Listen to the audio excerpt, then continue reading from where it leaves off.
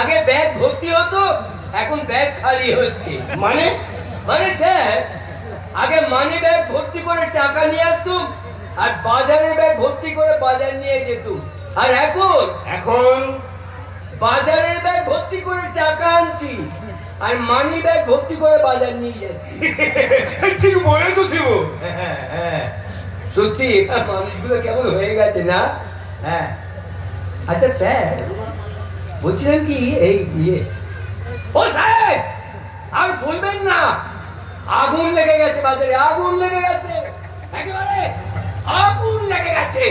আপনার আলুতে হাত দেওয়া যাচ্ছে না। আমার আলু? না মানে কথা কথা কি, আসলে বলছিলাম স্যার, ওই সবজির দাম ও যা অবস্থা হয়েছে, কি আর বলবো। তাই বলো। হ্যাঁ, ওদিকে মাছের আর এক অবস্থা। হ্যাঁ, কি অবস্থা শুনি? শুনবে? শুনুন তাহলে। অন্ধ্রপ্রদেশ থেকে আসা চালানি রুই মাছ, তাও বরফে, বলছে 500 টাকা কেজি। বলো কি হে? আর কি বলবো। হ্যাঁ, তো যে মাছ বিক্রি করে তাকে বললাম, ভাই চালানি মাছ এত দাম চাইছো কেন? কি বললো জানেন? কি বললো শুনি? বললো, অন্ধ্রপ্রদেশে মাছ ব্যবসায়ী সেক্রেটারি মারা গেছে,